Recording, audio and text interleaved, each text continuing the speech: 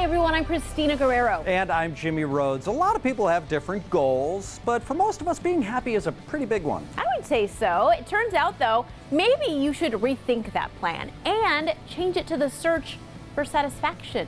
Well, a psychotherapist is telling us how to make satisfaction your focus and how that shift can change your life. And that's our featured story at the top of the list.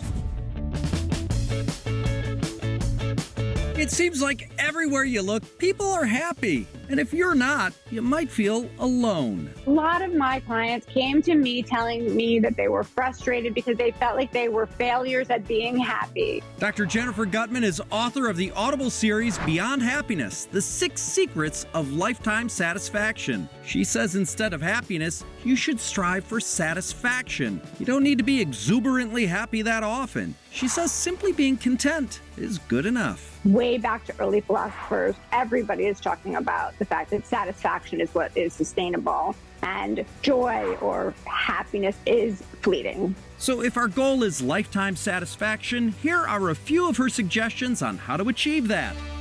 One step is to avoid assumptions. We make assumptions about what other people think or feel because we're trying to proactively solve a problem that hasn't even happened yet. In her opinion, we're mostly wrong when we assume what others think and feel. They send us into thought spirals and negatively influence social interactions, which is a problem. So here's what you should do instead. Imagine that you have a jury of your peers sitting in front of you, and can you convince them with the evidence that you have that your assumption is true? And if you can't, then you need to sit with the frustration that you feel and have patience and wait to see if anything actually does happen. Most of the time, it won't.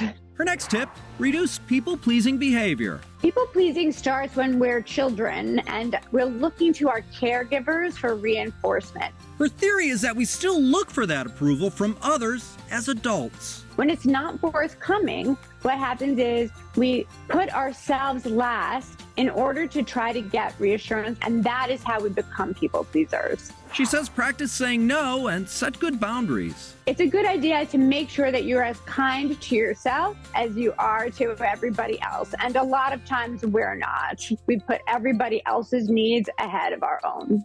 Finally, learn active self-reinforcement. In other words, reward yourself. It's important that we reinforce ourselves for a job well done. It creates a positive feedback loop. For example, maybe if you achieve a goal, you reinforce yourself with a cup of hot chocolate or a movie or making a fire for yourself and sitting by it. Don't rely on others to tell you good job. Just do it for yourself. All of those things are ways that you say to yourself, I earned this reward and I don't need to sit around and wait for somebody else to notice. To sum it up, don't make assumptions, stop people-pleasing, and reward yourself. Ways to make your life more satisfying are at the top of the list.